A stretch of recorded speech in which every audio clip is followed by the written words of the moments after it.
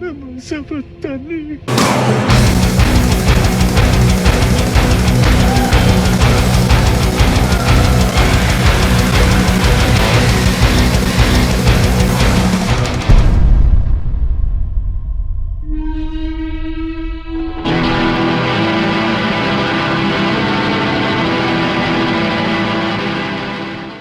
2nd of 2017, Madrid.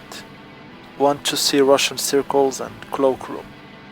Two 3-piece American bands. I did go for Russian Circles, a favorite of mine in post-metal, and it was a solid show, as expected, with a massive live sound.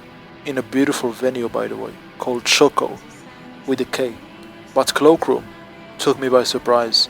Their sound and very pink live show lights, the mix of indie rock and shoegaze, completely mesmerizing. I do remember closing my eyes sometimes and just embrace it all, with the fog machine making the audience disappear and reappear.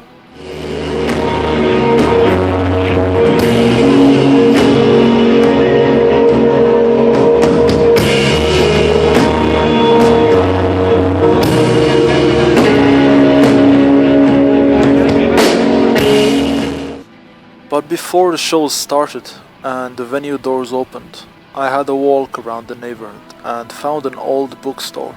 Bought a book for its title and price and came back to the line and started observing people.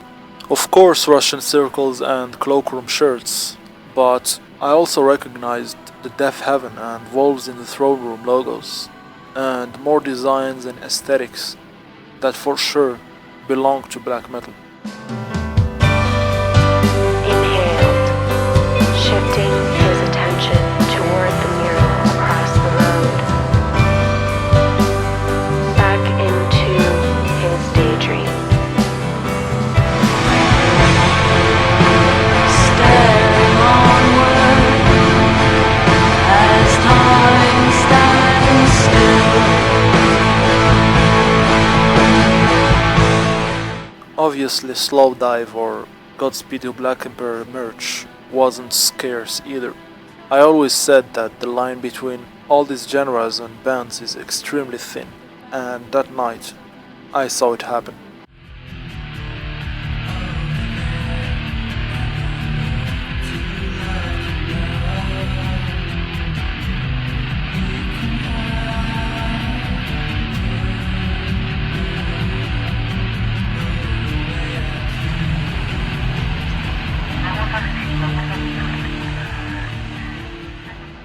I'm talking about the introverted side of music, the one that hides behind a soundscape, a wall of comforting noise, but also mystery and beauty, the soundtrack to melancholy, nostalgia, or as the Portuguese call it, saudade.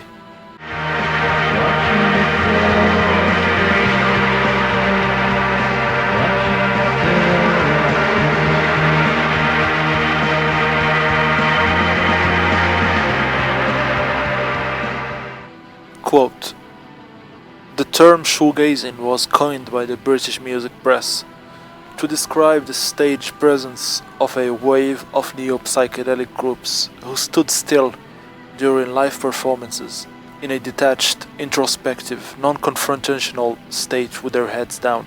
This was because the heavy use of effects pedals meant the performers were often looking down at the readouts of their pedals during concerts. End quote. Which is another link between shoegaze, aka the scene that celebrates itself, and black metal. The modern Dutch scene, to be more specific, with that passive, hypnotic indolence.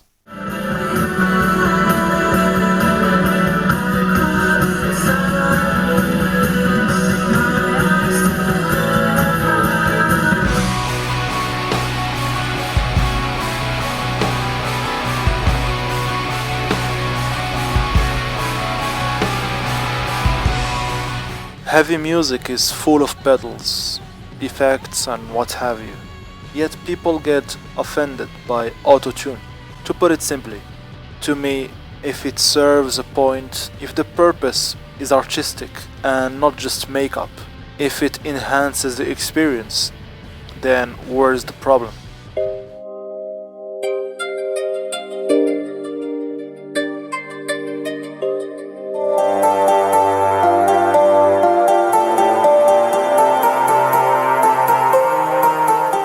Post-black metal leads us to black gaze, which leads us to shoegaze. In the other hand, post-black metal leads us to post-metal, and from there we go to post-rock. And there are two branches. We can go to indie rock or Midwest emo. And from indie rock we can go to post-punk or twee-pop or dream pop. And dream pop is completely related to shoegaze. You get the idea? It's all connected, and my biggest joy in life is to let myself drown in music.